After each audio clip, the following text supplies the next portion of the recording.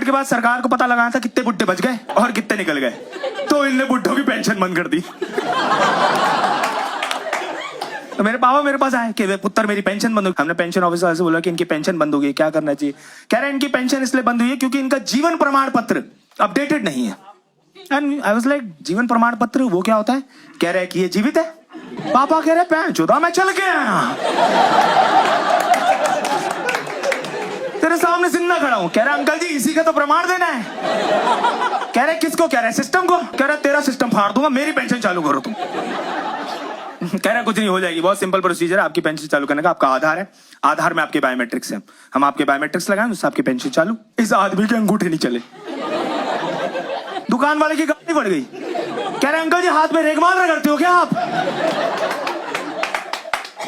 उससे बकचोदी करे। कह रहे पैरों को अंगूठा लगा लूं?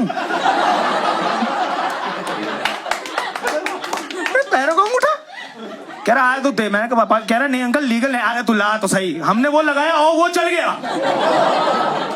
हम दोनों की फट गए। हमने कहा ये कैसे चल गया? कह रहा है 10 साल से पेंशन ऐसी थोड़ी आ रही है।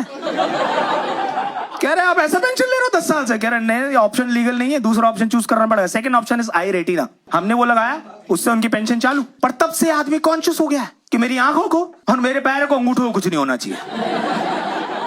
तो 12 जोड़ी काले मोजे और 12 काले चश्मे आदमी खरीद लाया। अब भाई साहब आप इमेजिन करो, घर में सफेद कच्चे बनियान में एक आदमी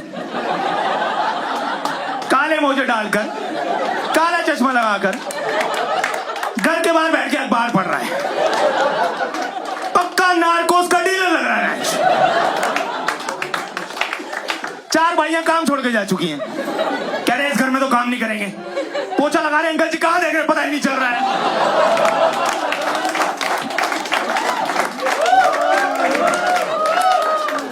एक बार तो गुरुद्वारे के बाहर एक बंदा आया, चश्मा लगा खड़ा, तो उसको लगा अंधा है। उसने हाथ पकड़ा, रोड क्रॉस करा दी। ये कम बच्चे होती है, उसके सामने गाड़ी की चाबी लगाई और निकल ली है। पीछे मुड़ के कह रहे थैंक यू। उस बंदे के दिमाग के घर बच्चे उड़ गए कि सेट ड्रिवन गाड़ी तो सुनी थी, ये ब्रेन ड्रिवन गाड़ी कब से आ गई हमारे देश के अंदर।